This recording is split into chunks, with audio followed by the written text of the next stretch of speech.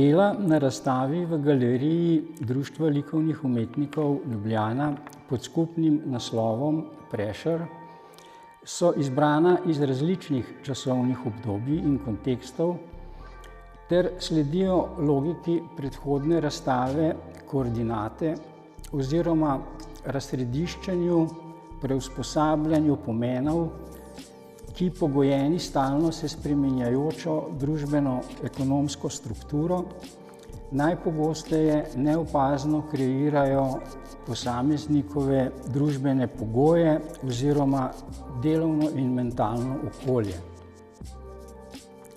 Na razstavi je 9 del samostojnih eksistencialnih metafor ali podob, ki gledalce vsaka zase nagovarjajo celostno oziroma simultano.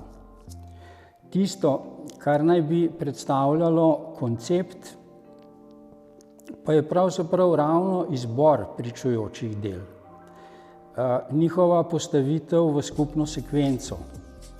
Sekvenca namreč omogoča branje oziroma premik in kontinuiteto na kraju mirovanja.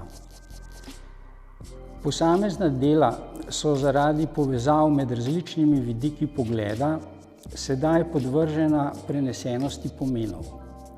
Ob tem nas morda spomnijo na misel Emanuela Levinasa, ki pravi: razmerja so temelj našega obstoja, ne njegov podaljšek.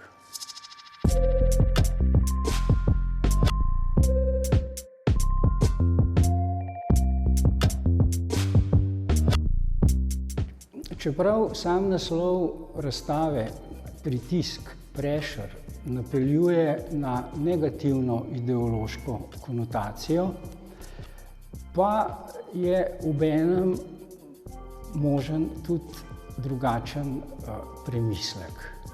Namreč v današnjem času se ljudje trudijo, da bi bili vedno bolj sproščeni. Zakaj? To ni naravna pozicija.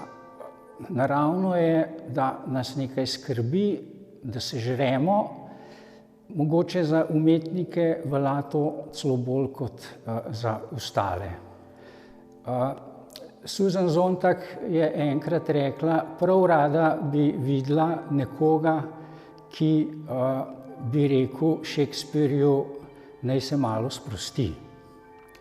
Zdaj, ta pritisk oziroma prešer je v zelo direktni povezavi z našimi vrojenimi čustvi. Namreč osnovno človeško vrojeno čustvo je ugodje, neugodje. Pri tem ima neugodje nekakšen shortcut, se pravi preko amigdale, hitreje doseže center kot ugodje in tudi dalj časa traja. Zaradi tega so seveda negativne informacije veliko hitrejše in veliko bolj učinkovite.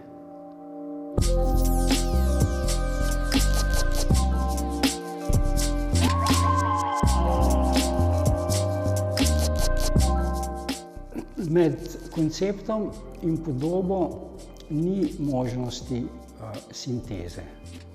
O tem govori tudi tole delo za mano Josepha Jastrova Rabbit Duck, kjer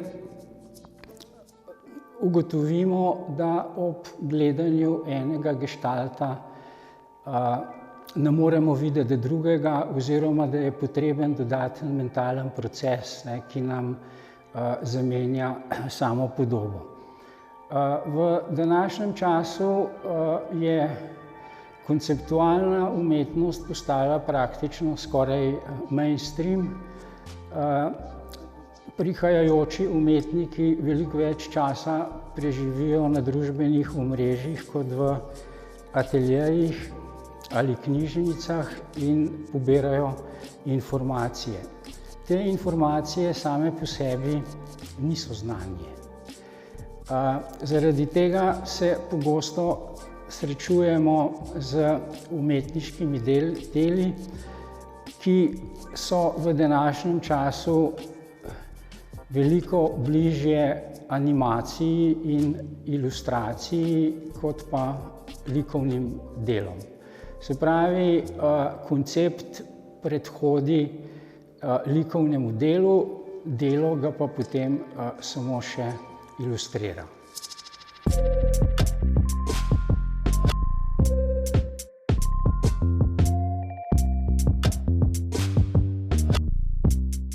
Kot sem že omenil, so na tej razstavi dela iz zelo različnih časovnih obdobij.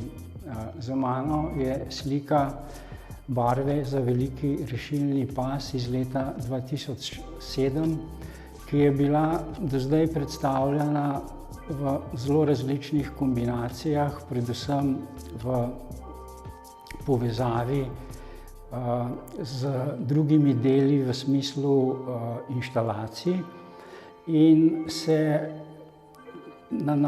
je nanašala na postmoderno tezo o obdobju, kjer gre podoba v odblesk.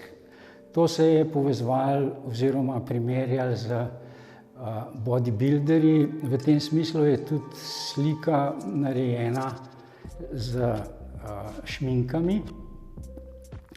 In tukaj je prvič, bi rekel, predstavljena samostojno kot delo, ki verjetno ni izgubilo v vsem tem času nič od pomena, ki ga